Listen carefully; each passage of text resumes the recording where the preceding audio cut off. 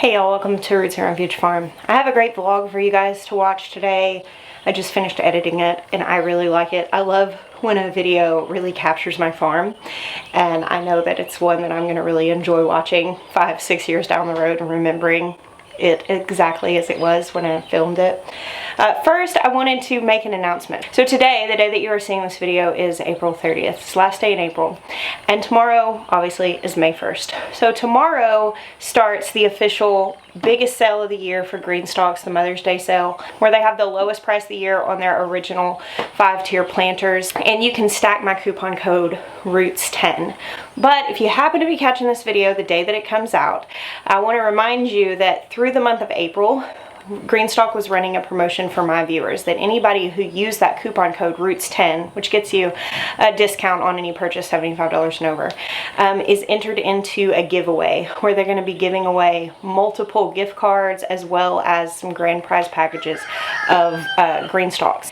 So today, on April 30th, if you go to the Greenstock website and sign up for their email list, or if you're already on their email list, you'll get early access to that Mother's Day sale. And that means that if on April 30th you stack the Roots 10 coupon code, you can get the bonus of that sale and still be entered into the giveaway for my viewers. I wanted to make sure I pointed that out so you guys didn't miss out on that opportunity. If you happen to be seeing this later after April, you know, that is closing today. It's the last day to be entered into that giveaway, but that sale is still definitely worth jumping in on. The link for that's down below, as well as the reminder of that Roots 10 coupon code. Thank you. Let's watch the vlog.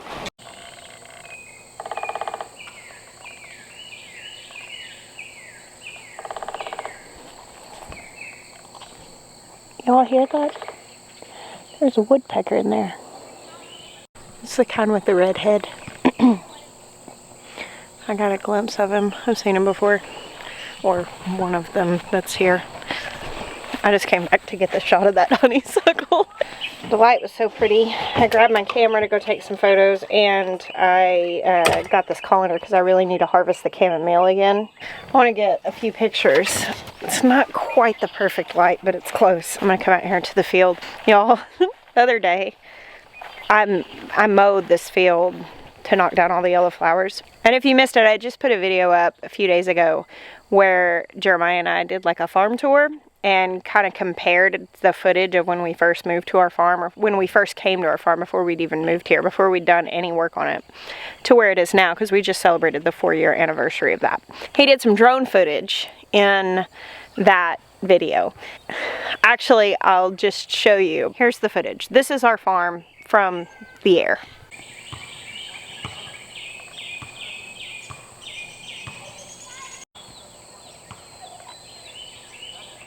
Well, I just mowed. I'm actually going to take the side-by-side out there because they are far out in the pasture. I don't like walking around with the bull. He's never shown any signs of being aggressive, but if he decides to, I don't want to be on foot. Anyway, that drone shot, I was laughing so hard because it took me at least like some hours. It was like, it may have been like 4 or 5 hours to mow that field.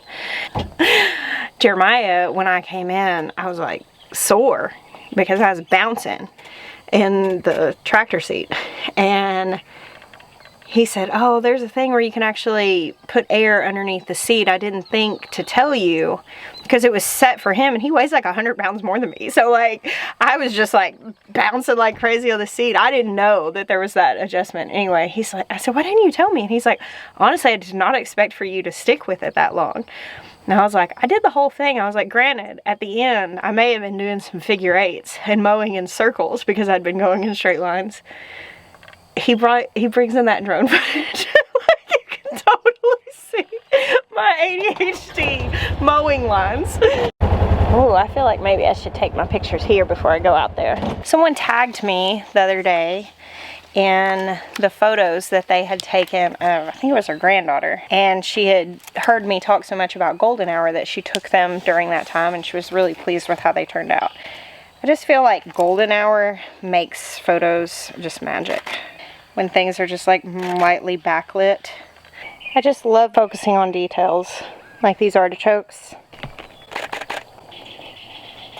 Before I did YouTube, for my job. I actually used to be a photographer.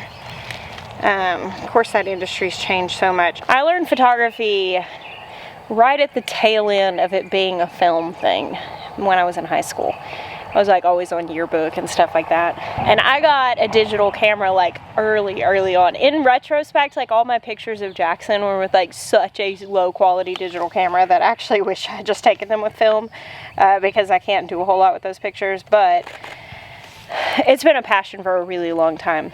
And I go in spurts where I'll take a whole lot of pictures and I won't take as many. But this time of year I end up taking a lot of pictures because everything's just so beautiful. And it's also fleeting, you know. I'm gonna have to harvest these cabbages this week. Oh yeah, look at this. In my vlog I shot yesterday, I was saying the pest would come. That one's got holes on it. I mean, they'll be decimated in no time. Looks like it's time to make sauerkraut. But it's a bummer to me that like my favorite areas of the garden that are so beautiful, it's just very short-lived. I mean, even if everything's going well, like obviously we're growing this stuff to harvest it and things only bloom and peak for just a short period. I don't know, photography's nice because it causes me to like slow down. Videos are great too. Like shooting videos regularly just makes me pay attention to all those details because it's so crazy. You can just walk right through your life and do the garden just from a utilitarian standpoint, just doing what needs to be done and not really take the time to appreciate all the beautiful little moments. So putting a camera on it really helps me with that. Oh, look. And there's snacks. Sadly, that last heavy rain we got, I harvested like half that bucket right there of strawberries that I had to just give straight to the chickens because they had started rotting before they were fully ripe. Looks like we're back in action now though. I got quite a few. So, you may have noticed I have been putting up quite a lot of videos this week. So I have, I guess, some explaining to do about that, but not here. There are ants here. Don't like that. How do y'all even handle this? We were going to take the pictures of the sheep, planning on being sidetracked by harvesting chamomile. Next thing, the light is distracting. Now we're eating strawberries and talking about goals for the next couple of months. I'm at least done with the strawberries now. We'll get to the sheep and the chamomile. I bet we'll rein it in. You may have noticed that I have posted a lot of videos this week. That's what I was talking about. There's a lot that has gone into this decision, and I make this announcement, I'm holding it lightly because it's very important to me that I don't push myself past capacity. As we've come into this season, I've found myself just brimming with ideas of things I wanted to share on the farm. And as we have downsized a lot and scaled back a lot, that has meant, of course, we don't have help like we used to. I still have Will coming. He comes like 1 to 2 days a week, depending on his schedule, which is great because I still get to spend time with Will. And I love having his help. But obviously there's a lot more for us to do. It has led me to this place of just thinking, oh, I should go grab my camera. I should go grab my camera. I did daily content on and off for years, you know, 2018, 19, when my channel was really first taking off. I was doing a lot of daily content. And then when COVID happened, I did daily videos, I mean, through the entirety of that spring and summer. And it is a lot of work. But recently, my friend Chrissy over at 9 Little Aussies Homestead, if you have been watching me, she's been on my channel before. Just the Cliff's Notes story of how we became friends with Chrissy and Mike and their family. We actually went to a homesteading conference that we were speaking at, and we met them, and it was like 6 months after they'd moved to the States from Australia. And they have 7 children, 6 boys and 1 girl, and our sons and their sons just kind of like clicked, and we ended up inviting them to our RV that night to have dinner. And then they were up here in South Carolina from Texas for that conference, so we invited them to like come back to our farm. Our family gives us a hard time because they say we collect homesteaders, but I digress. Anyway, we became very fast friends with them, and I actually encouraged her to start YouTube, which she has done. And recently, the algorithm has been serving me up Chrissy's videos because she started this challenge, the 100 Days of Homesteading, where she's posting daily vlogs for 100 days. And it has inspired me so much. So I was having a conversation with my sister-in-law after I'd been watching Chrissy's videos, and I've been like, man, like, oh, this makes me miss pulling my camera out. I've been out here with my hands in the soil, like wanting to share it. I love getting to share what's going on our farm.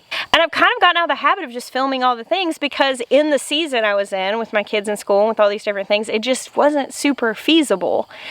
But I've realized recently, I'm like, wait a second, this is actually pretty feasible now, especially with the way I make videos. It's super raw and laid back. I don't spend a lot of time editing. It's pretty straightforward. I was talking to my sister-in-law, Michaela. So she's getting ready to move out to her property. She's actually purchasing and moving into our RV. And she is getting ready to start doing 75 hard, which, if you've not heard of this, it's kind of like a health challenge.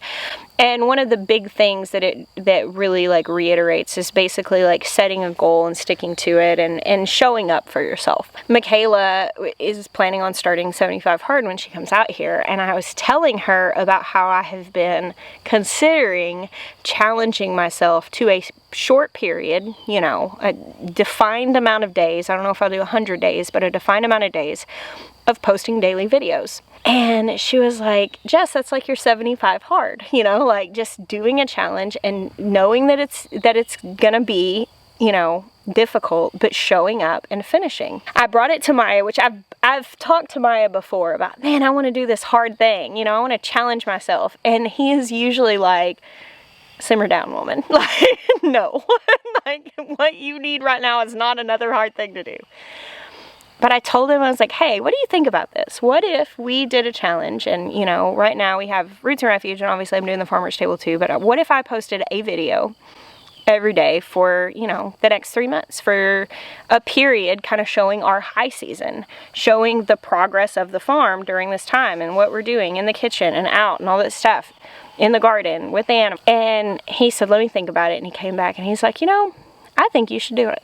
And so you may have noticed that I have posted every day for the last 5 days, because that was the first 5 days of my challenge. For the people who are like, don't post that much, I don't want to watch that much. Hey, it's okay. I'm not holding anybody to watching all the videos.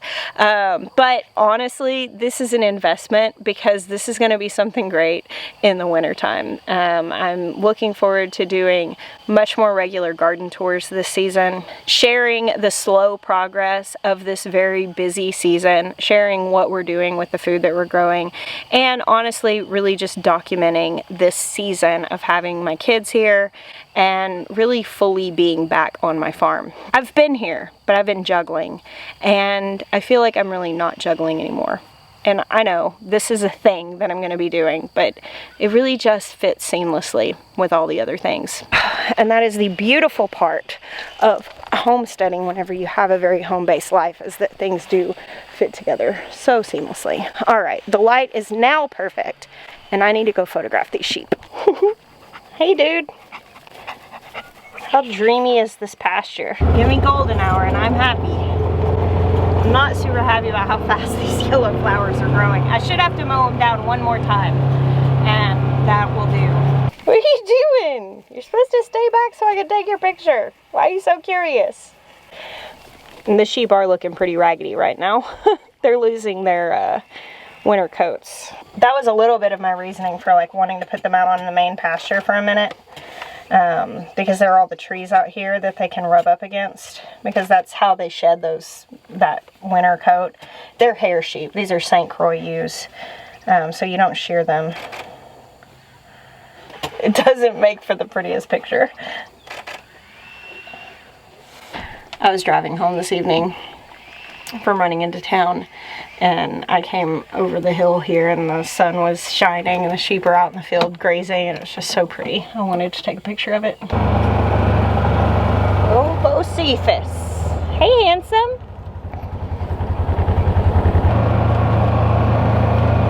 Oh, wow. Look at this. Are those ripe? I think they are. Maybe not ripe yet, but they're close. Nanking cherries are kind of sour anyway. Wow, that feels early. I think they've got some time to ripen still, but I was not anticipating this coming on so soon. These are Nanking cherries, and last year I made some good jelly out of them.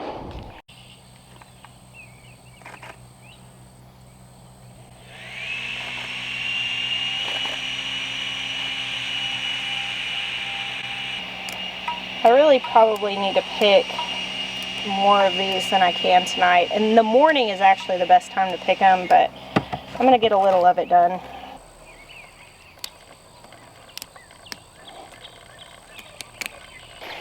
Hey, Tobe. Hi. Toby came to fetch me. My playtime is over in the garden. Yeah.